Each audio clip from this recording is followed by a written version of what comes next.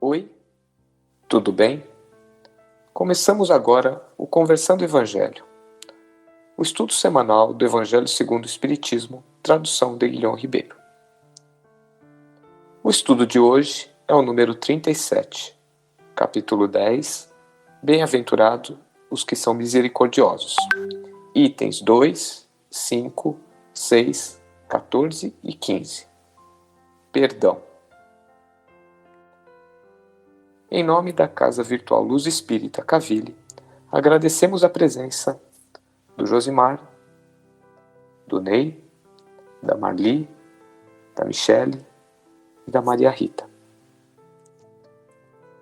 E aproveitamos este momento,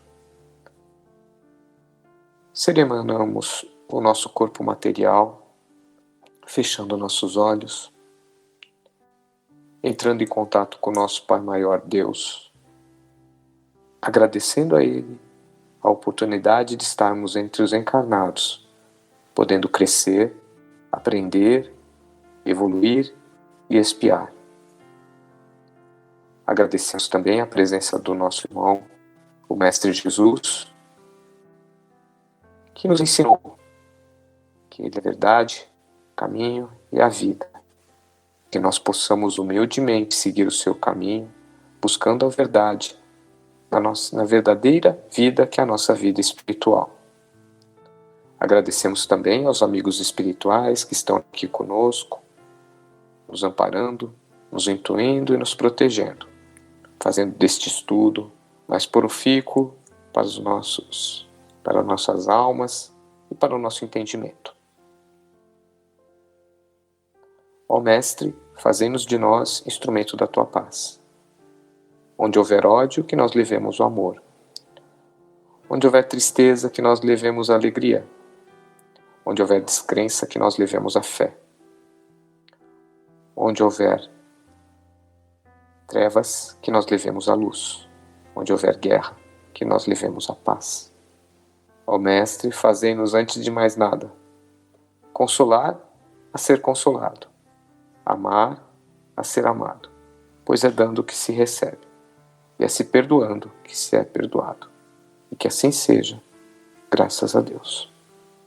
Bem, continuando o nosso estudo da noite, o que nós podemos entender por ofensa, hein, Josimar?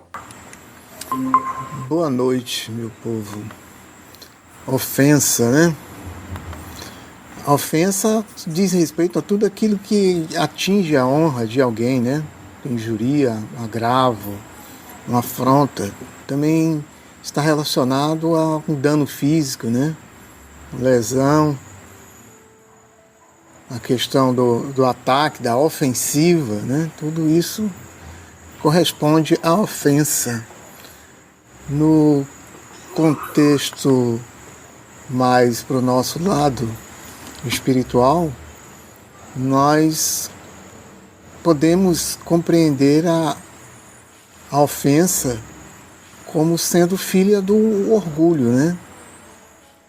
Da exaltação da própria personalidade, aquilo que leva alguém a se sentir injustiçado, ferido. A verdade é que a origem da ofensa, né, ela já vem de muito tempo atrás, né, dos primórdios. A própria lei mosaica previa o olho por dente, o olho por olho, o dente por dente, né, que era o sentido de justiça que Moisés podia passar para aquele povo, né, que o acompanhava. E posteriormente Jesus nos trouxe a orientação de retribuir o mal com o bem, né? Aos olhos daqueles que são orgulhosos, pode parecer um ato de covardia, né? De omissão. Mas a verdade é que aos olhos de Deus é preferível que nós sejamos, que nós nos sintamos agredidos do que nós passemos a agredir ao próximo. Jesus, com o enunciado dele, com a mensagem dele, quis nos trazer a mensagem que nós devemos condenar a vingança, que a vingança não é algo assistido por Deus. Antigamente, na Idade Média, existiam os duelos, né, onde os praticantes, né, entendiam que aquele que fosse abatido durante o duelo teria sido uma forma da justiça divina se fazer presente. Hoje em dia sabe-se, né, que isso não condiz nem um pouco com a verdade. A verdade é que o duelo era mais uma forma de sobressaltar o orgulho daquele que tinha mais poder, que tinha mais status, vamos dizer assim, que terminava se sobressaindo ao derrotado, né? Como é que nós devemos nos relacionar com relação à ofensa, né? Normalmente é normal, não? Aliás, é normal a gente compreender aqueles que nos ofendem como inimigos, né? Nós passamos a vê-los com outros olhos. Porém, antes de darmos continuidade a esse sentimento, nós devemos refletir quantas vezes nós inconscientemente podemos ter ofendido aqueles que nos cercam, não é? Muitas vezes a questão da ofensa, ela depende muito mais daquele que se sente ofendido do que daquele que nós achamos que é um agressor. Até porque aquele que porventura possa nos agredir, a violência praticada por ele só nos prova de que ele está num momento ruim, de que ele, na verdade, está precisando de ajuda. Então, antes de nos sentirmos feridos, de nos abalarmos, né, com a ofensa e devolver o maltrato, nós devemos compreender, porque é isso que é esperado de nós, né? Compreender que o irmão necessita da nossa assistência. A agressão, na verdade, é mais um pedido de socorro do que qualquer outra coisa. E por isso Jesus nos orienta que nós oferecemos a outra face, né? É isso aí, Josimar. Isso é um ensinamento muito importante. E aí a gente toca num outro ponto, que é a reconciliação, né? O que a gente pode entender como reconciliação, hein, Ney? Boa noite. Pois é, Clóvis. Vamos iniciar a nossa reflexão com o ensinamento de Jesus. Ele nos faz esse pedido: reconciliai-vos o mais depressa com vosso adversário, enquanto estáis com ele a caminho, a fim de que vosso adversário não vos entregue ao juiz e que o juiz não vos entregue ao ministro da justiça, e que não sejais aprisionado. Eu vos digo em verdade que não saireis de lá enquanto não houver de paga até o último ceitil. Mateus, capítulo 5, versículo 25 e 26. Pois bem, a reconciliação é como uma experiência de vida para nós cristãos.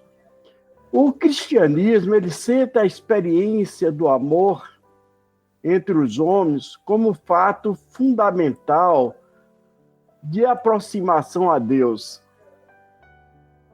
Entretanto, o ser humano é um ser egoísta por natureza e se encontra submerso nas estruturas da injustiça, opressão, que o cercam e o impulsionam para o mal. Há, sim, uma contradição entre o ensinamento de Jesus e o seu interior.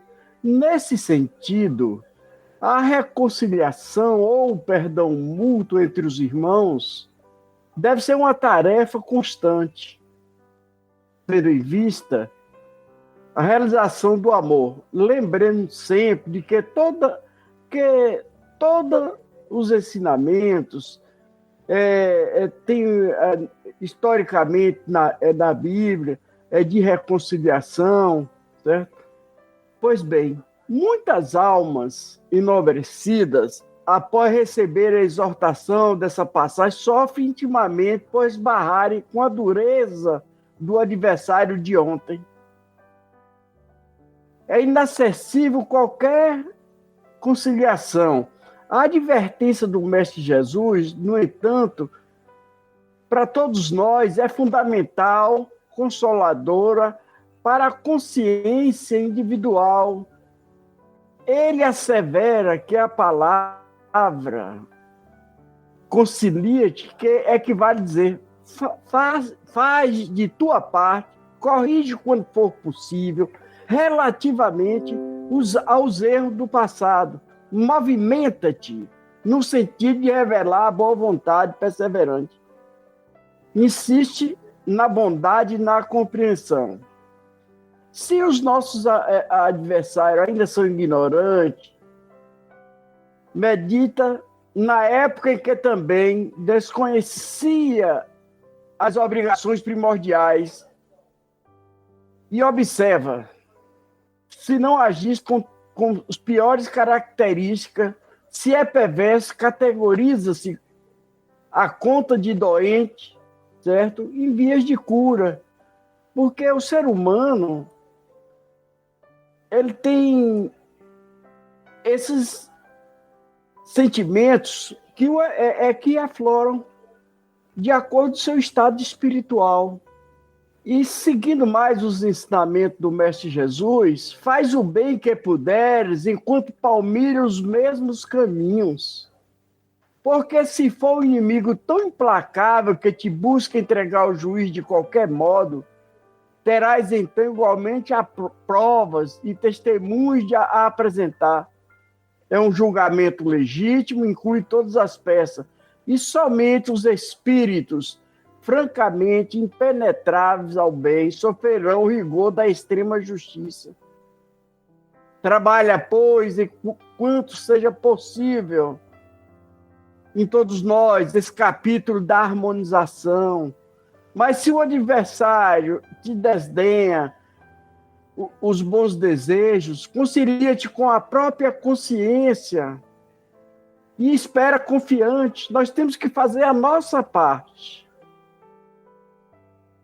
Então, diante dessa recomendação do Mestre Jesus, todos nós, espírito em evolução, passando pelas bênçãos das provas e das expiações, nesta oficina terra, temos de levar em conta alguns detalhes contidos nesse versículo em pauta. E de suma importância para o nosso entendimento e compreensão. Em analogia com o entendimento de que para amar o próximo é necessário primeiro amar a nós mesmos ou a si mesmo. Logo, para reconciliar-se com os nossos adversários, é necessário que cada um se concilie consigo mesmo, em primeiro lugar, pacificando a própria consciência, harmonizando-se com os bons pensamentos, em sintonia com as leis divinas. Excelente reflexão, Ney, sobre a reconciliação. Podemos passar então para um próximo ponto. Existe limite para o perdão das ofensas, Michele? Boa noite a todos. Não, Clóvis, não tem limite para o perdão das ofensas. Quando Pedro perguntou para Jesus quantas vezes deveríamos perdoar, Jesus respondeu para ele que deveríamos perdoar não só 7 vezes, mas 70 vezes 7. Que a gente chega aí no número 490, isso foi só uma colocação de Jesus para ilustrar que nós devemos perdoar muitas vezes. E até mais do que 490. Emmanuel, numa vez em que o Chico estava na casa espírita, e aí chegou uma senhora também e falou: Chico, então eu já estou com crédito, porque meu marido é alcoólatra e eu já perdoei muito mais que 490. E aí o Emmanuel explica que o perdão vai muito além disso.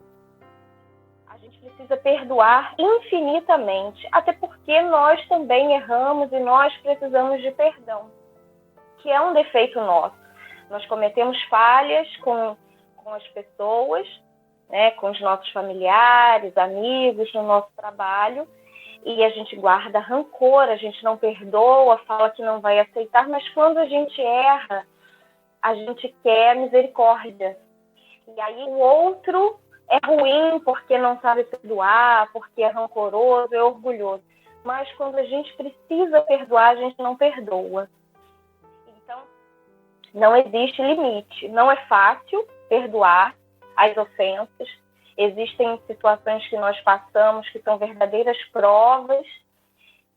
Nós sabemos disso, mas é necessário exercício, como o nosso amigo Ney falou anteriormente. A gente precisa praticar isso todos os dias, porque o rancor, a raiva, né, o não perdoar é um lixo tóxico que consome a gente. É como se nós bebêssemos um pouquinho de veneno todos os dias.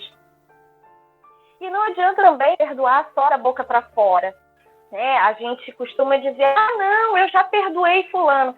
Mas quando a pessoa aparece perto da gente, o coração dá até aquela angústia. Aparece... nos sentimos mal, né? E perdoar significa liberdade. Quando a gente perdoa, a gente se liberta. Outra coisa que é muito interessante sobre o perdão é o seguinte: nós normalmente falamos assim: Deus que me perdoe.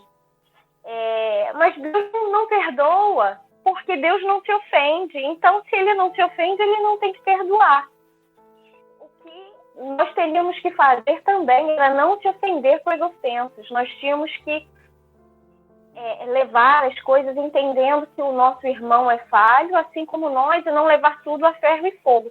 Mas, infelizmente, nós ainda precisamos evoluir muito, né?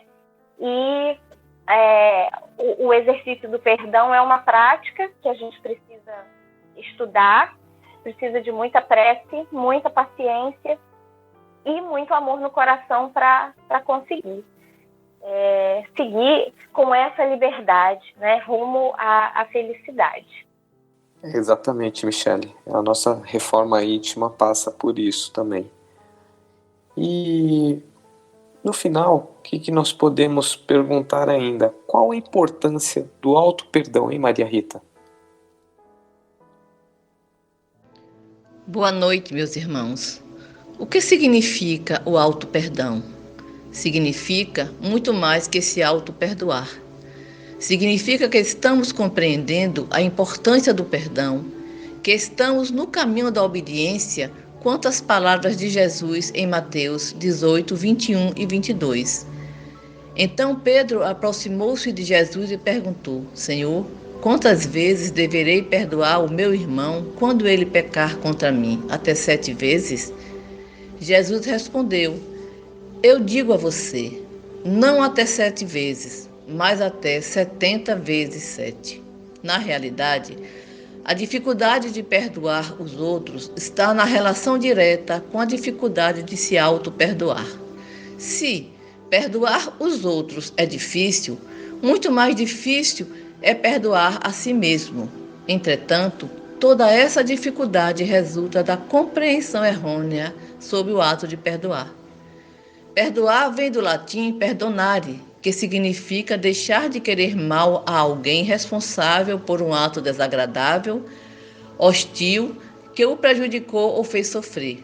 Em grego quer dizer abrir mão, deixar ir embora.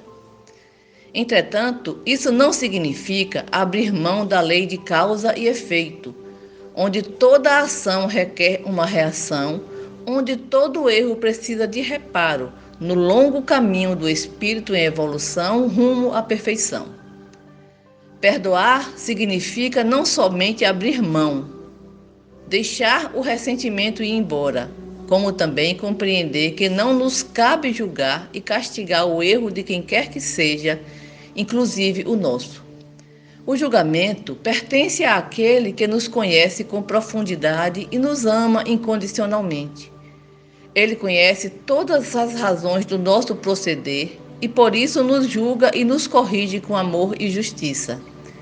Cabe a cada um de nós perdoar a si mesmo e ao outro, o que nos liberta, que traz paz e alegria para a nossa vida, que torna leve e suave os nossos dias. Perdoar-se significa abrir mão do desejo neurótico de perfeição, significa abrir mão do perfeccionismo, de olharmos-nos com benevolência e compaixão. Significa arrependermos-nos e elegermos um novo rumo para a nossa vida. É importante esclarecer que o arrependimento não tem nada a ver com culpa e remorso. A culpa e o remorso paralisam a pessoa, induzindo-a ao autocastigo. No arrependimento, a pessoa compreende que a autopunição não transforma, não induz ao crescimento e ao desenvolvimento. Compreende que a autopunição faz a pessoa afundar-se cada vez mais no leito lamaçal da autodestruição. No arrependimento, a pessoa compreende com clareza a necessidade de mudar de atitude, de mudar o comportamento para não repetir o mesmo erro. Paramahansa Yogananda disse em um de seus ensinamentos que Deus não está preocupado com o que fizemos no passado, mas está preocupado com o que estamos fazendo no momento presente. O apóstolo Paulo, quando se encontrou com Jesus na estrada de Damasco, ele não apresentou sinais de culpa, remorso e nem de autocomiseração. Ele apenas elegeu um novo rumo para a sua vida ao perguntar a Jesus: Senhor, que queres que eu faça? Se erramos, devemos confiar que Deus, o nosso justo juiz, o nosso Pai amoroso e bom, está sempre de braços abertos para nos receber quando decidirmos retornar à sua casa. E tal qual Paulo, eleger um novo rumo e perguntar: Senhor, que queres que eu faça? Devemos ter sempre em mente a parábola do filho pródigo e perdoarmos-nos como o Pai nos perdoa. É isso aí. E por fim, agradeço a colaboração de todos no nosso estudo da noite e pedimos para o nosso amigo Ney fazer a prece de encerramento. Vamos elevar nossos pensamentos, nossos melhores sentimentos a Deus em agradecimento. É chegado ao término dos nossos trabalhos, Senhor. Elevemos nossos pensamentos ao Pai Celestial e agradecemos as graças recebidas em mais essa atividade nesta noite. Senhor, estamos aqui diante de vós com o coração aberto e transbordando de alegria por todos os benefícios que vós nos concedeste por intermédio de vossos mensageiros. E toda a espiritualidade amiga que milita em nome do bem, do amor. Agradecemos ao Senhor a vossa proteção, assim como agradecemos aos nossos guias que estiveram entre nós, purificando-nos, confortando-nos. Continuai todos vós, ó obreiros da divindade, a proteger-me, amparar-me durante todos os momentos de nossa jornada, Pai. E que se estenda esse amparo a todos os nossos familiares e à humanidade. Em nome do Supremo Arquiteto do Universo, o grande Deus. Em nome da hierarquia crística, em nome de todos os guias que militam em nome do amor, damos por encerrado as nossas atividades. Gratidão, e assim seja. Que assim seja. Tenham todos uma boa semana e até o próximo estudo. Fiquem com Deus.